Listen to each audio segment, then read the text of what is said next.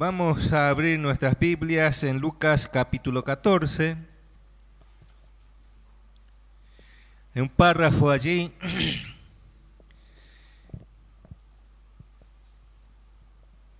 vamos a leer y vamos a ponerle un título, un nombre, una vez leído, pero no vamos a ver todo en esta noche, los que describen este párrafo. Dice así, capítulo 14, verso 25. Grandes multitudes iban con él y volviéndose les dijo. La característica de la presencia, la vida, el caminar de Jesús era que siempre estaba acompañado por los 12 discípulos, más luego eligió 70, no era, pero los que estaban siempre de continuo con él eran 12 personas, la mayoría de ellos de Galilea. Así que dice así, si alguno viene a mí y no aborrece a su padre y madre y mujer e hijos y hermanos y hermanas, y aún también su propia vida, y viene en pos de mí, no puede ser mis discípulos. 2 veces ya. Porque ¿quién de vosotros, queriendo edificar una torre, no se sienta primero y calcula los gastos a ver si tiene lo que necesita para acabarla? No sea que después que haya puesto el cimiento y no pueda acabarla, todos los que lo vean comiencen a hacer burlas de él, diciendo, este hombre comenzó a edificar y no pudo acabar. O que rey, al marchar a la guerra contra otro rey, no se sienta primero y considera. Primero calcula y luego ahora evalúa, considera si puede hacer frente con 10.000 al que viene contra él con 20.000. Y si no puede, cuando el otro está todavía lejos, le envía una embajada y le pide condiciones de paz. Así pues, cualquiera de vosotros que no renuncie a todos los que poseen, no puede ser mis discípulos. Buena es la sal, mas si la sal se hiciere insípida, ¿con qué se sazonará? Ni para la tierra ni para el muladar es útil, la arrojan fuera, el que tiene oído para oír, oiga. Y en esta noche vamos a hablar la imagen del discípulo o del discipulado, porque eso es lo que claramente Jesús está diciendo, especialmente en el verso 34 y 35. Está mostrando una imagen, es un mineral que sirve para dar sabor, pero no solamente para dar sabor, sino para conservar, preservar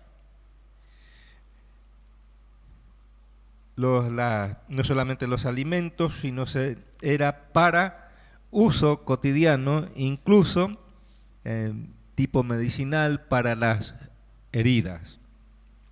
Entonces dice Jesús que la sal es buena, mas si la sal se hiciere insípida, pierde el sabor, pierde el contenido, ya no sirve, ya no tiene valor. Así que es una imagen de alguien o de algo que no está conservando, no está dando el valor que debería tener. Entonces, en esta noche, lo que hemos de mirar es, entonces, ¿qué es un discípulo? ¿Qué es un discípulo? Y hay algunas definiciones, dice que son personas que aprenden una doctrina, ciencia o arte, bajo la dirección de un maestro. Eso no es tan complicado porque está en el diccionario español. Y están los otros términos que no viene el caso verlo. Pero entonces, un discípulo es aquel que está aprendiendo una enseñanza, es decir, doctrina, puede ser la ciencia o arte, bajo la dirección de un maestro. Un discípulo es aquellas personas, hombre o mujer, que ingresa a la escuela de policía. Van allí, le adoctrinan, le enseñan. Podríamos decir que es un discípulo, porque tienen instructores. Pero ¿qué más? El discípulo dice seguir al maestro a donde quiera que fuera e imitar su manera de comportarse y vivir para poder asemejarse a él lo más posible. Esa es una definición del diccionario bíblico. Entonces, un discípulo es aquel que sigue al maestro a donde quiera que fuera. 12 personas Jesús eligió allí en Galilea y cumplió a cabalidad este principio. Estuvo con él todo el tiempo y él, Jesús, con ellos, el maestro. Y ellos le seguían, vieron la gran mayoría de las veces practicando la paciencia y los hechos que Jesús hacía frente a ellos, aparte de instruirlo con la Torá, la ley, la palabra. Entonces dice, para poder asemejarse a él lo más posible. Y de esa manera el discípulo continuar haciendo discípulos. Entonces ese es un discípulo, alguien que se forma estudiando, aprendiendo, bajo la dirección de un maestro. Pero al mismo tiempo debemos seguir al maestro donde quiera que esté, que fuera, e imitar su manera de comportarse, su conducta. Ahora, ¿qué tal? En este tiempo hay muchos maestros, muchos expositores que no es digno de imitar. Pero sí, la Biblia lo describe así. Entonces, Jesús, caminando con la multitud, dice que se dio vuelta y les dijo las condiciones. Ahora, había una multitud allí. ¿Y quiénes pueden ser los discípulos? ¿Qué somos nosotros? ¿La multitud? ¿Con cuál nos identificamos? Porque dice, grandes multitudes iban con él y volviéndose les dijo, ese condicionante, si algunos viene a mí.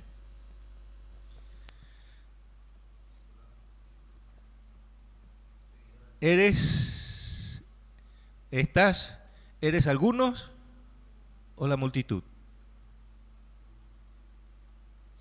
Entonces, todos podemos ser discípulos, deberíamos ser discípulos, porque la clave está en el último versículo 35, después de el que tiene oído, oiga.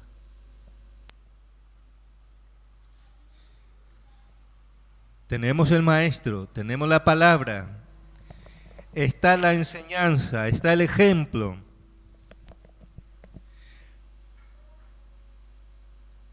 La cuestión es, Estoy escuchando, escucho y defino qué quiero ser. Ahora, ¿la multitud seguían a Jesús o no? Sí, seguían a Jesús. Pero Él se dirige a individuos, personas. Dice, si algunos vienen a mí y no aborrecer. Ahora dice, tenés que aborrecer, despreciar a tu familia. Absolutamente no, no es eso lo que Jesús estaba diciendo. Y antes de orar, lo que Jesús estaba diciendo, que las condiciones que Él pone y la condición para ser un discípulo y un discipulador, la exclusividad en tu vida, en mi vida, en mi corazón, tiene que tener Jesús. Oírle a Él, caminar con Él, verle a Él, imitar a Él o vivirlo a Él.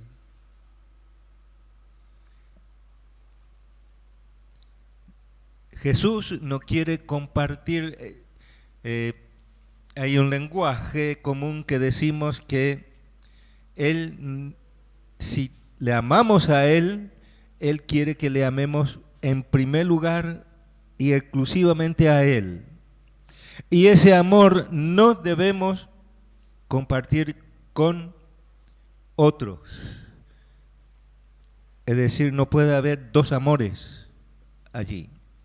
Él quiere tener la exclusividad en tu corazón y en el mío. Ahora, no tiene nada que ver con el odio racial, personal, que vemos en la sociedad. Entonces, en esta noche vamos a ver entonces la imagen de un discípulo. ¿Cómo debe ser? ¿Quiénes puede ser? Ahora, todos nosotros podemos ser discípulos. Todos nosotros podemos ser solamente seguidor de Jesús. Todos estaban allí. Juan capítulo 6 dice, de cierto os digo que ustedes me siguen, no porque oyeron ¿qué? La palabra, sino porque comieron ¿cómo se llama? La torta a la parrilla y el pescadito, porque comieron y se saciaron. La multitud dice, maestro, ¿cuándo llegaste acá? ¡Qué sorpresa! ¿Cuándo llegaste acá? Dice, de cierto, ustedes me siguen, no porque oyeron. Entonces, un discípulo puede ser aquel que esté escuchando. Escuchar y al mismo tiempo oír. Porque escuchamos montones de cosas. El partido de fútbol, las bocinas de la calle, los insultos de lo que pasan. Y la mayoría pasa de largo, no le damos importancia. Pero aquello que nos interesa, entonces a eso sí le prestamos atención, eso es oír. Así que esta noche vamos a orar y pedirle a Dios que nos ayude a ver todas las condiciones que Jesús pone. Tengo 6 condiciones, pero esta noche vamos a ver si podemos 2 o 3.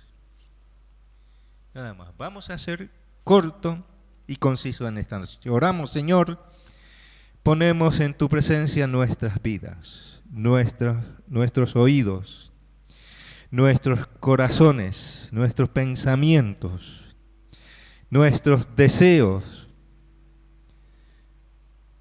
para que, Señor, tú seas el que moldee y nos ayude a definir cuáles son convenientes, cuáles son tus deseos, para poder adoptarlo y vivirlo. Ayúdanos pues, lo rogamos en el nombre de Jesús. Amén. Jesús entonces se dirige a la multitud y le dije que él quiere seguirle,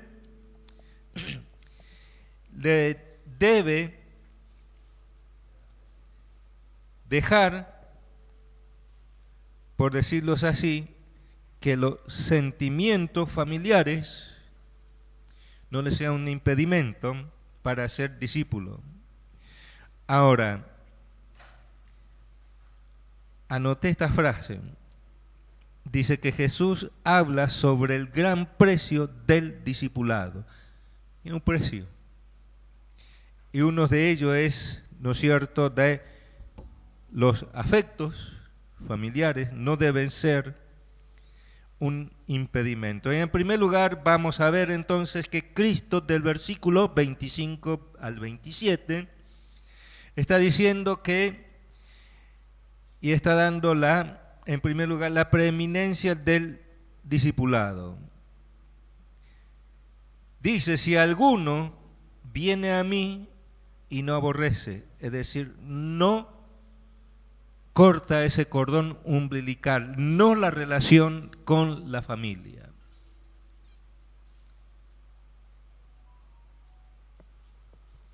Dice, no aborrece a su padre y madre y mujer e hijos y hermanos y hermana, aún también su propia vida no puede ser mis discípulos.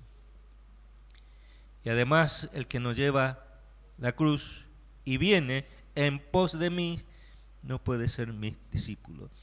Entonces Cristo quiere el primer lugar, como ya dije, en nuestras vidas, en nuestros corazones, en nuestro pensamiento, y Él quiere ser el que controle eso. Efesios capítulo 5, el verso 18, ¿se acuerdan que dice? No es embriaguez, ¿con qué? Con vino. Controlado. No sea controlado por la bebida alcohólica, sino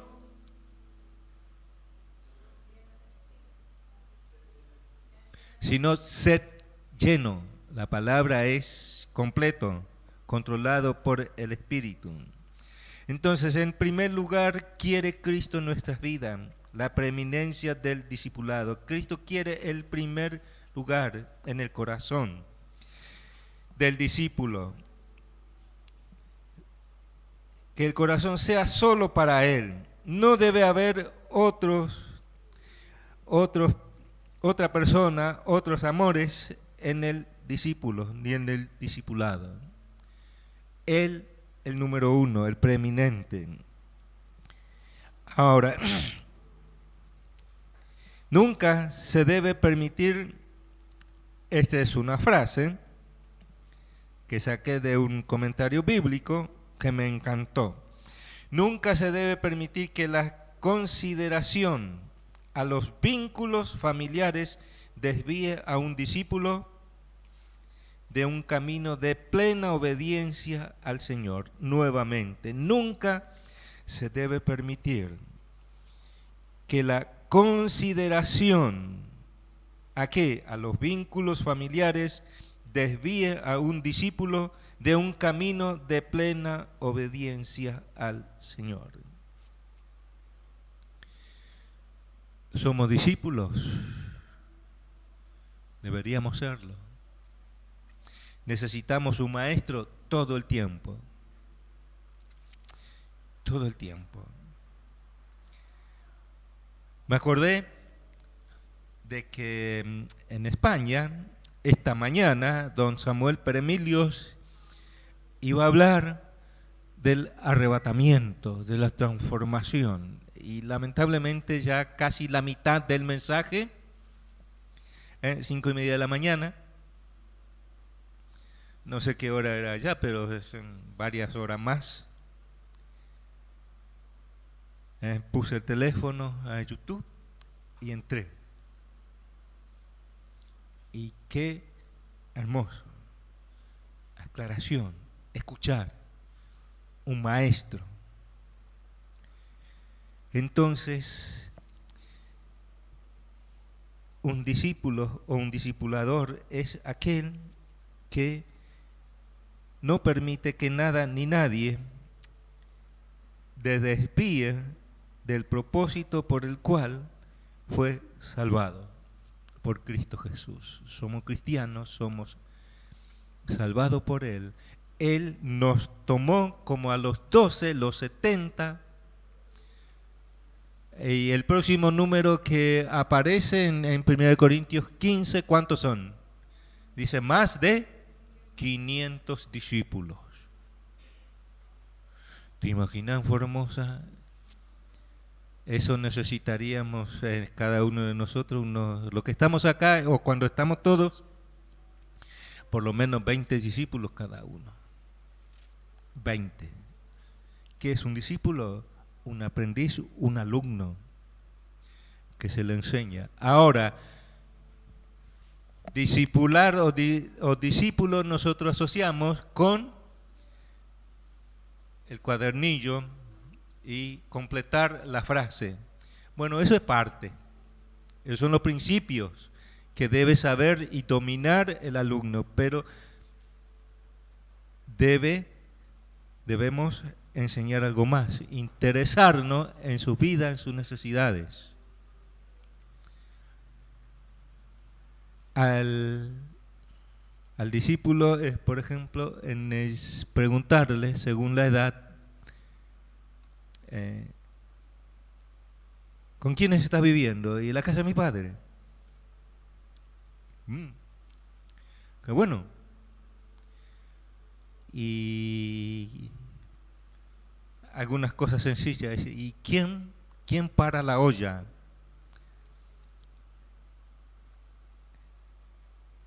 Y mi padre. ¿Y vos en qué colaborás?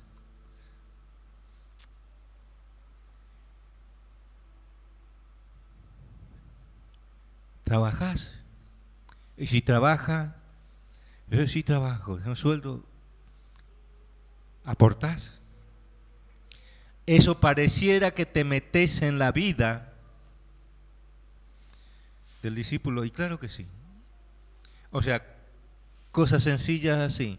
Y luego podés profundizar. ¿Sí? Acá. ¿Está limpito esto? La computadora, cuando estás solo, el celular, y te aparecen las ofertas, la fotito, en el celular, en la computadora, ¿la abrís?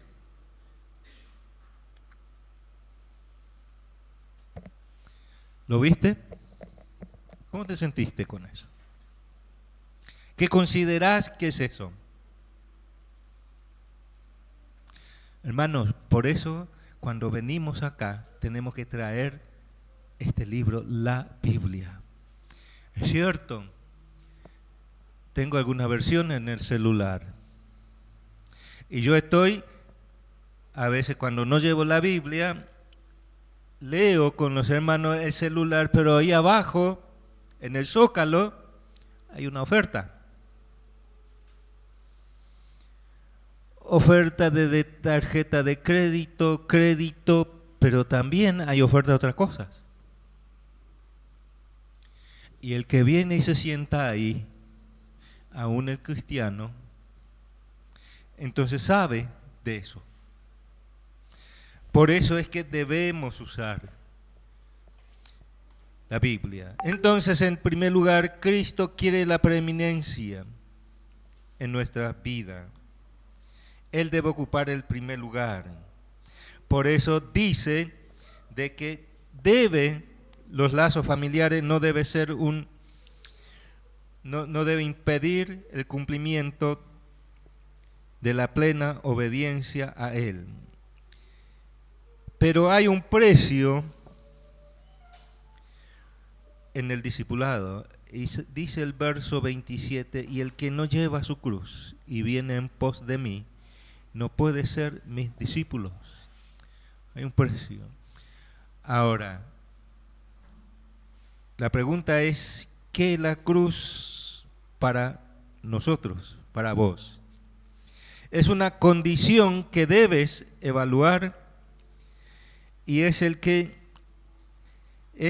va a haber luchas, conflictos, aflicciones, oposición, desánimo. Las personas con quien tratás te va a fallar. vos y yo le vamos a fallar. Entonces, ¿qué es la cruz? ¿O cuál es la cruz que uno tiene? Los conflictos en el entorno, en el hogar, es un precio y es una condición que se debe evaluar. ¿Qué más puede ser? El tiempo. Debes dedicarle un tiempo de calidad. Debe dedicar un tiempo de calidad a la preparación personal, oración. Y debemos hacer que el alumno, el discípulo, el aprendiz confíe en nosotros. Eso habla de que debemos ser sinceros, íntegros con él. Si te revela algo, y vas a tener que cargar con eso.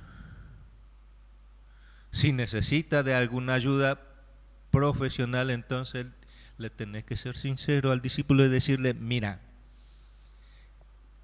en este punto vamos a necesitar de alguien más, un profesional, ya sea de la medicina o lo que sea, de un maestro. Vamos a necesitar. Entonces dice que hay un precio. Debe definir en qué consiste la cruz para usted. Puede ser la familia, trabajo, salud, economías. ¿Cuál es la cruz que uno lleva? Cuando Jesús dijo esto, en ese entonces claramente los romanos dicen que crucificaba entre 5 a 10 personas diario. Ahora, la historia dice que al principio estaban solamente los soldados en la ejecución.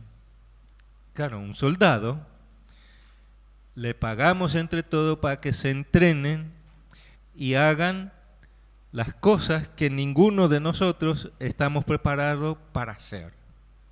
¿Sí? Ir a la guerra, escuchar las explosiones, tener que apuntar a alguien, defender a alguien.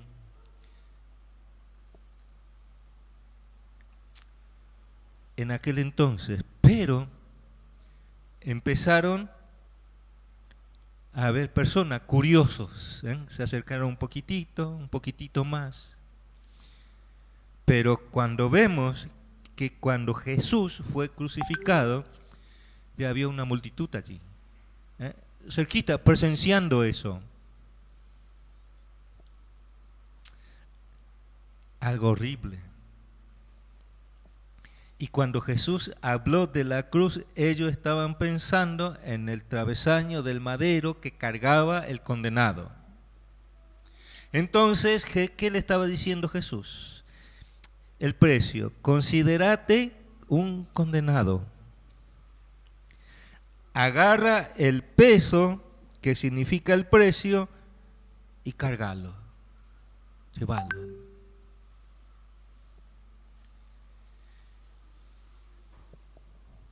El que no lleva su cruz y viene en pos de mí no puede ser mi discípulo.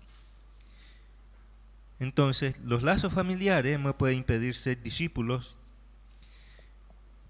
El no pensar en que Él ya me liberó, ahora soy libre, pero al mismo tiempo cargar mi propia cruz e igual seguirle a Él, no puedo ser sus discípulos.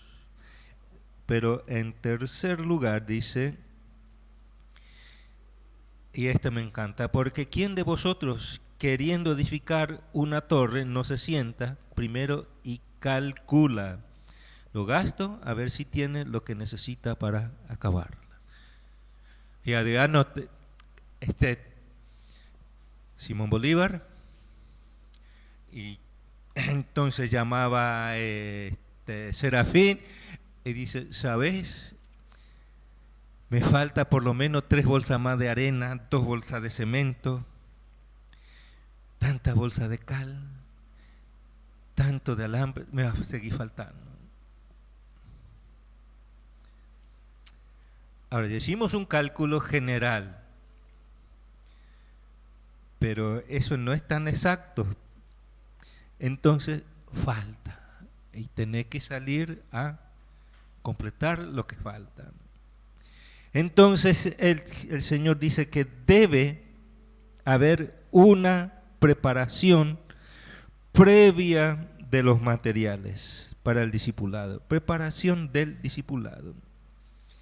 Calcula gastos que debe hacer en su preparativo personal.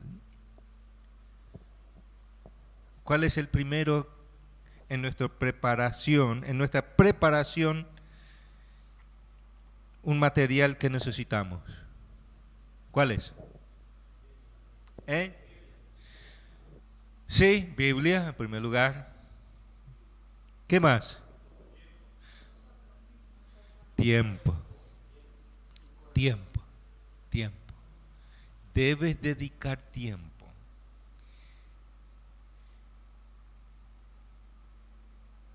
¿Y cuál es el primer material que debes conseguir o trabajar?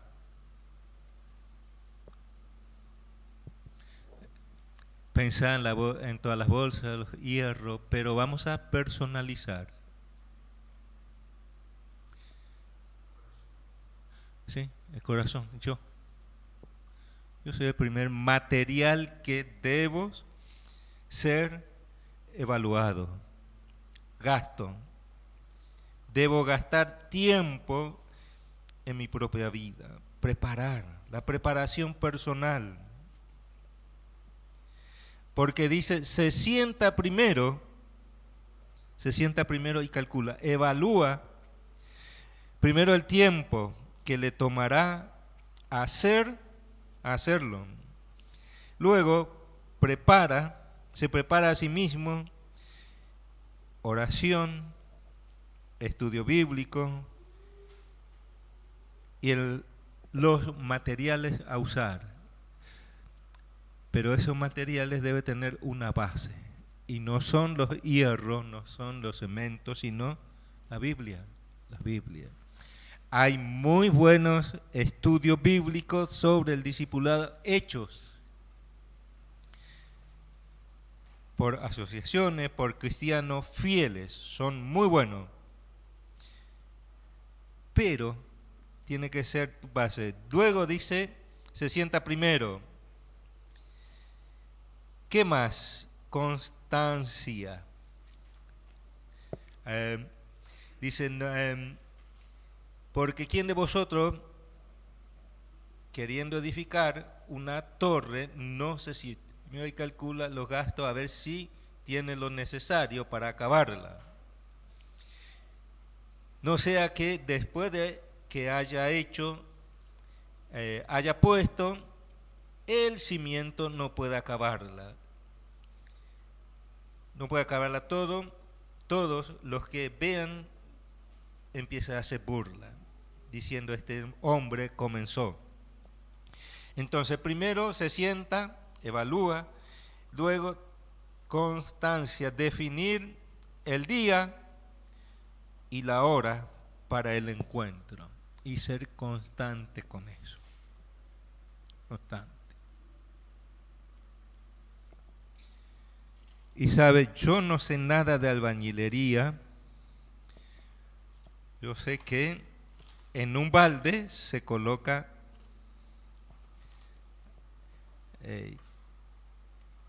la mitad del balde de arena, 3 cucharas de cal y media cuchara de cemento para hacer una mezcla para pegar los ladrillos. Pero si me saca de ahí, ya no sé la proporción, la medida que se debe hacer. Entonces, debes conocer bien las medidas de todos los materiales que vas a usar. Y luego dice edificar, construir. Ahora, ¿qué es lo que va a edificar? ¿Qué es lo que vas a construir con el discípulo? O por lo menos al alumno. Y es muy importante, ¿sabe qué? Construir una relación de amistad con él, para luego pasar a lo espiritual, los materiales. Una relación de amistad, confianza, se debe construir. ¿Qué más? Y después dice el cimiento. Cimiento debe ser la Biblia, la palabra de Dios, no hay otro. Pero en cuarto lugar, a ver, 5 minutos más, dice el principio en el discipulado. En el discipulado. ¿Cuál es el principio? Hay 3 principios para el discipulado. Y vamos a leer. Dice, ¿o qué rey al marchar a la guerra contra otro rey no se sienta primero y considera si puede hacer frente con 10.000 al que viene con él contra 20.000? Con 20.000, perdón.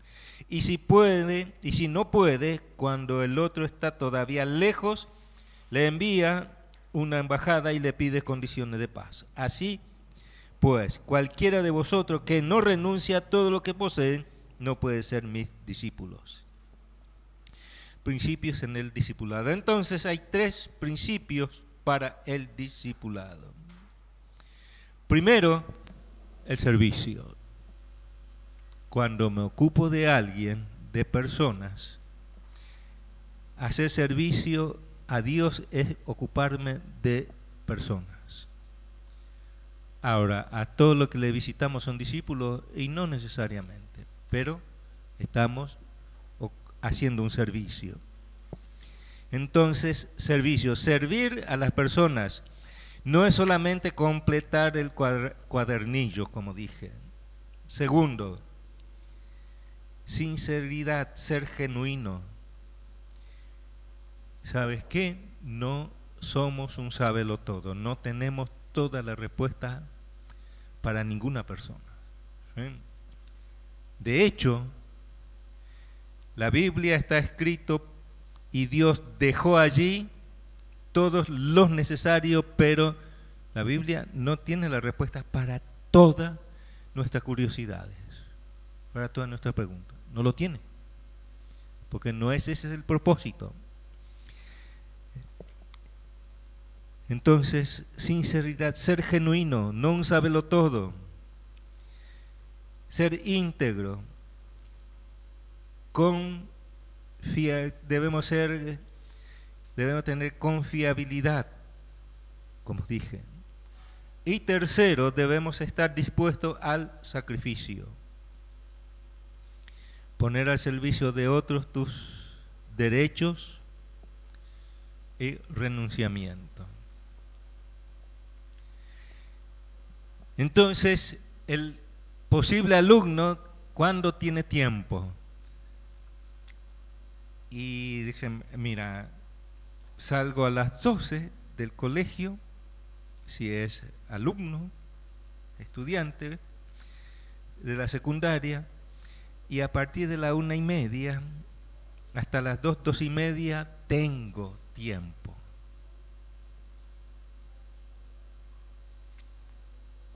Y vos tenés tu laburo, necesitas laburar, tenés que parar la olla, tenés la familia.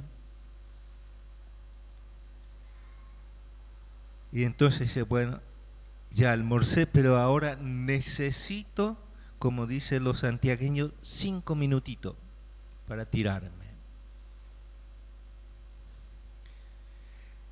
Eso hay que sacrificar, poner al servicio del otro. Renuncio a mis derechos de descanso. ¿Y qué tal si se quemó la comida? Hay que cocinar de vuelta. Y entonces uno piensa, y dice, bueno, hoy lo suspendo. Con hambre voy a estar de mal humor. Sacrificio. Entonces, servicio, sinceridad, sacrificio, poner al servicio del otro los derechos, mi propio renunciamiento. Y por último, los que produce el discipulado. El 33 y 34.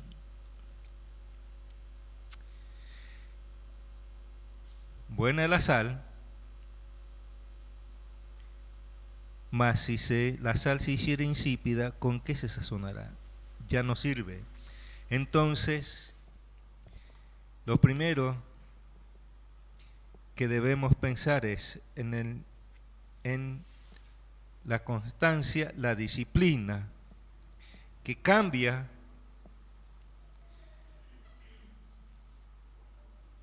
la vida, los hábitos. Segundo, ¿qué hace la sal? Pureza, la santificación.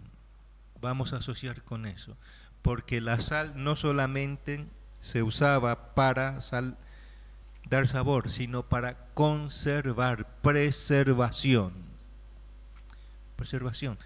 Y aún sigue en la actualidad. Entonces, primero, lo que produce entonces el discipulado. Primero, constancia. Trae disciplina, cambia los hábitos. Y segundo, pureza, limpieza, santificación, cambios de hábito. Y tercero, tiempo de utilidad, permanencia. Frutos, se reproduce.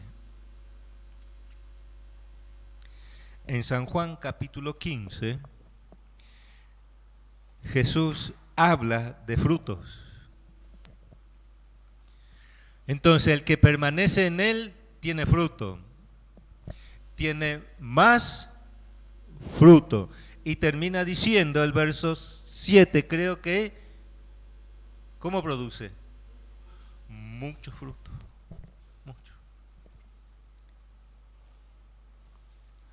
¿A qué vamos a apuntar entonces nosotros? Conformarnos con tener un discípulo, tratar de ayudar a alguien, o que permanezca y se reproduzca. Jesús, ¿qué dijo? Que el alumno debería superar ¿a quién? Al maestro, al maestro, al maestro. Y si Jesús dijo eso, ¿quiénes somos nosotros para no obedecerlo? Y gozarnos cuando alguien a quien le hemos ayudado a conocer un poquitito más de Jesús nos supera en conocimiento, en vida, en dedicación. Debemos gozarnos. Es como aquel pastor después de 40 años de pastorado, se retiró de la vida activa, vamos a decir, del liderazgo, pero como consultor, como consejero, porque uno nunca se retira. Entonces la comunidad le reconoció y le hicieron una entrevista en una emisora cristiana, y el que le estaba entrevistando les dijo: bueno, pastor, ¿cómo fue su vida? Bueno, así, asán. ¿A cuántas personas formó? Bueno, a tantos he evangelizado, he tratado de formar en forma colectiva, y la iglesia creció. Hay tantas iglesias que se fundó, y cada uno con sus autoridades, los pastores. Y claro, el entrevistador se emocionó. Números, cantidad de iglesias, cantidad de pastores, diáconos. Y dice: supongo, pastor, que el gozo más grande que usted tiene, que todos los pastores y los diáconos, es igual a usted. Si a mí si me dicen eso, ¿sabes qué? El ego allá por las nubes. Y dice, no. Ninguno de ellos se parece a mí. Dice, entonces, ¿a quién se parece? Se parece cada uno de ellos, se parece tanto al Maestro, a Jesús. O si no, no se hubiera logrado todo eso.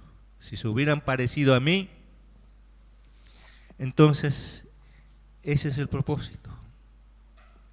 Hijitos míos, por quienes vuelvo a sufrir, dice Pablo, por quienes vuelvo a sufrir dolores de parto, hasta que Cristo sea formado. ¿En quién? En vosotros. ¿Tenés a Cristo en tu corazón? ¿Sos cristianos? Entonces proponete ahora ser alumnos, discípulos de alguien. Pero mientras, lee la Biblia. Lee, ojalá. Empezás en Génesis, en Mateo, en Juan, en el libro que quieras. Empezás sistemático todos los días. ¿Sabe? 3 capítulos del Antiguo Testamento te va a llevar aproximadamente 20 minutos. Puede que lo hace por la mañana. Y en algún momento podés leer 3 capítulos del Nuevo Testamento. Eso te va a llevar aproximadamente, algunos capítulos del Nuevo Testamento tienen más versículos que la mayoría de los capítulos del Antiguo Testamento. Tiene más versículos. Te va a llevar unos 35-40 minutos. ¿Te imaginas si lo hubiera hecho hace 2 años? Ya hubiera leído 2 veces la Biblia, toda la Biblia. Para los que hace años que leemos la Biblia, ¿cuántas veces has leído la Biblia completa?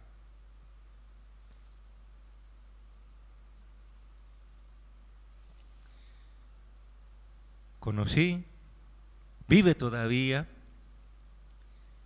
a un pastor americano que se llama Don Jaime Evans. Don Jaime Evans, claro, tiempo completo, ya avanzado en edad, 4 de la mañana a 7 de la mañana, ¿sabe qué hace? Lee la Biblia. La meta es, y los últimos años de su vida él lo logró, leer en un mes toda la Biblia. Horas. Luego, con la esposa y los hijos, los devocionales. Luego, el trabajo pastoral, si hay que aconsejar, discipular, las visitas, hacía todo. Pero la meta es mi sueño, pero no lo he logrado hasta ahora. El año pasado leí toda la Biblia y bueno, ahora la nueva hora silenciosa de Palabra de Vida vuelve a traer los casilleros para leer. Y bueno, mañana empezaré nuevamente Génesis y Mateo. La meta es 3 capítulos por lo menos a la mañana, Antiguo y Nuevo Testamento. Y si hay tiempo, más capítulos del Nuevo. Entonces, hermanos, ponerlo eso como base. Todos podemos ser discípulos, debemos ser discípulos, podemos ser discipulador, ayudar a otros. Dios quiere, es la voluntad de Dios. Jóvenes, adolescentes y adultos que vienen acá lo necesitan. Es cierto, hay online, presencial y todo, capacitaciones. Pero si no conoces tu Biblia, no conoces la Biblia, no lees la Biblia, primero puede que esté perdidos en lo que se enseña. Porque necesitas tener un panorama general de toda la Biblia. Por eso yo enfatizo la lectura. Y además de eso, hay buenos libros. La biblioteca ahí arriba, hay libros de consulta, los libros gigantes. Está esperando comentarios, enseñanzas doctrinales, discipulado, evangelismo para los hijos, para matrimonios. Hay libros para todos. Depende de uno leer. Costumbres y usos judíos, por ejemplo. Así que yo quería compartirles esto en esta noche. Y esta es una pequeña parte de una sola porción. Pero hay muchos más. Y la hora silenciosa en Lucas se trata de eso, desde el capítulo 13 en adelante de Lucas hasta el final del discipulado, del trabajo personal. Oramos, Señor, muchas gracias por el día. Gracias por tu palabra, por tu enseñanza. Ayúdanos pues, Señor, a ser fieles y reconocer que tenemos necesidades de aprender, aprendizaje siempre. Necesitamos tener un maestro, Señor, aprender de la vida, de la experiencia de otros. Y también, Señor, necesitamos ejercitarnos en la lectura de tu palabra, de buenos libros, ya sea de consulta, de consejería, de doctrina, de bosquejo, Señor, y materiales para la instrucción a los nuevos convertidos. Danos el deseo, ayúdanos a disponer de un tiempo, por lo menos una hora en el mes, y dedicar al servicio del hermano que está comenzando en su fe, que lo necesita. Y nuestra sociedad lo necesita porque necesitan hombres y mujeres con vidas transformadas y preparadas para entregar el mensaje. Lo rogamos en tu nombre, Jesús. Amén.